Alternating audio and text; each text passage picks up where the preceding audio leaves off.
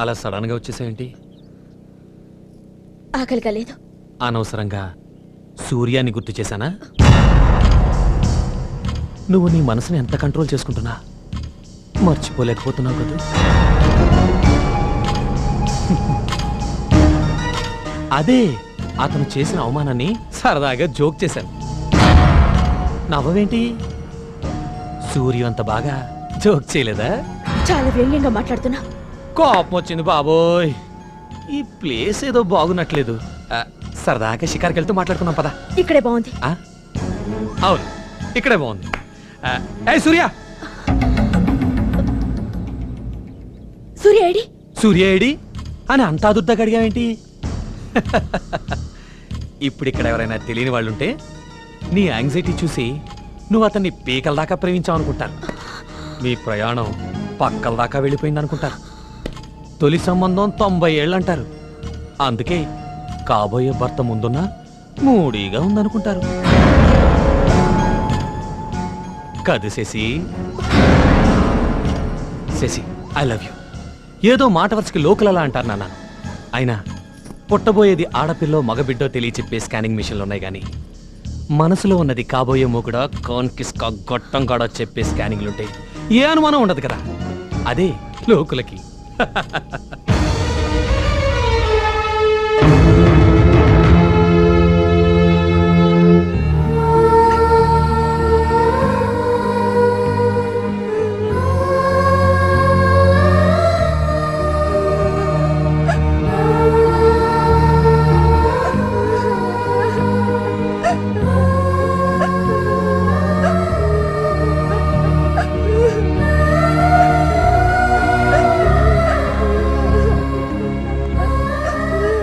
చందు, ఎందుకు నాన్న ఏడుస్తున్నావు?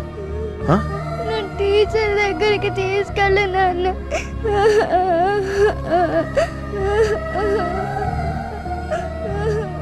తీసుకెళ్తాను నాన్న. రేపు పొద్దున్నే టీచర్ దగ్గర తీసుకెళ్తాను. నువ్వేడవకే, కిందకెళ్ళి నాన్నమ్మ దగ్గర భోంచేసి పడుకో. వెళ్ళు.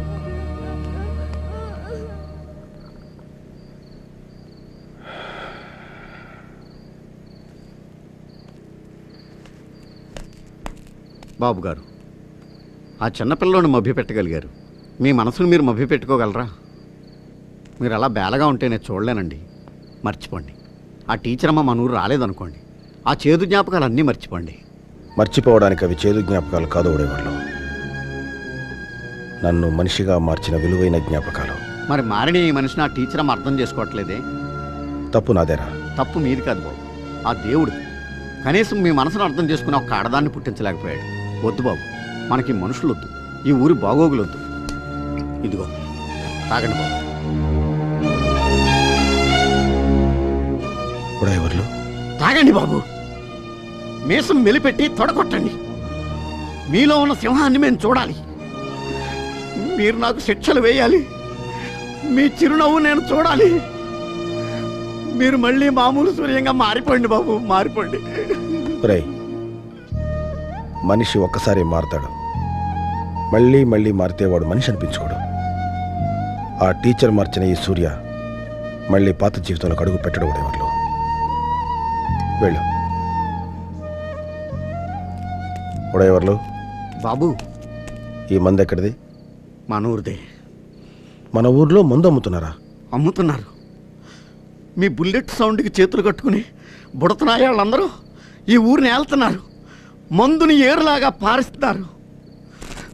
మిమ్మల్ని కూరలు పుచ్చిపోయిన తాల్చుపోవని ఎగతాళి చేస్తున్నారు. మందుతోటి అమ్మాయిలతోటి రెచ్చిపోతున్నారు.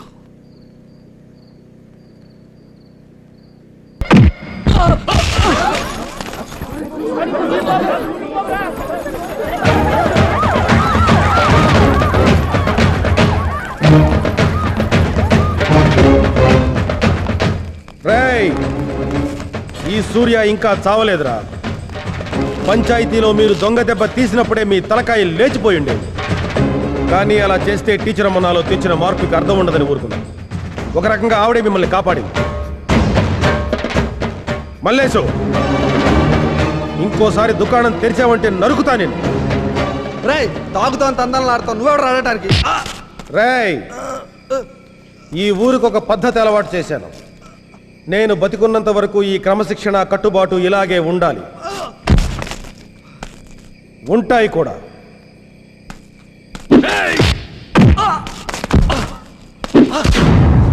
గురి తప్పలేదు, తప్పించాను.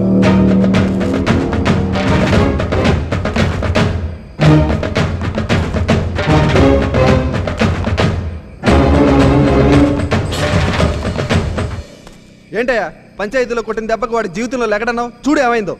వాడు కొట్టిన దెబ్బకి మూతెలా పచ్చడైపోయిందో చూడు. నువ్వు పెద్దోడివి పెద్ద ప్లాన్ వేసావని సంతోషించాం. నువ్వు వేసిన బోర్డు ప్లాన్కి మా వాడి షేపులు ఎలా మారిపోయినా చూడు. మీకు ఇంకెదురు లేదు. మీరు ఆడిందే ఆట పాడిందే పాట అని చెప్తే నమ్మి ఈ ప్రోగ్రామ్ పెట్టుకున్నాం. చచ్చా, కనీసం సరదా కూడా లేకుండా పోయి మిమ్మల్ని నమ్మినందుకు మా బతుకు కుక్క కాకబడి గోదావరి ఇదినట్టయింది. చిచి, ఇక నుంచి మా బతుకులు కుక్క బతుకులే. వాడు ఈ ఊళ్ళో ఉన్నంత కాలం మేము ఎదవలా బతకాల్సిందే. చిచి, యాదవ బతుకని యాదవ బతుకు. తప్పు చేశాను. వాడు నాగుపాము. పాముని తల మీద కొట్టాల్సింది తోక మీద కొట్టాను. ఇక వాడిని లేపేయాల్సింది. అంత కెపాసిటీ ఉంటే వాడిని ఎప్పుడో చంపేవాళ్ళం. అత్యాతగా కదా అసలు మనం చంపడానికి వాడు మనిషి అయితే కదా. వాడొక మృగం. మృగాన్ని మృగంతోనే చంపాలి.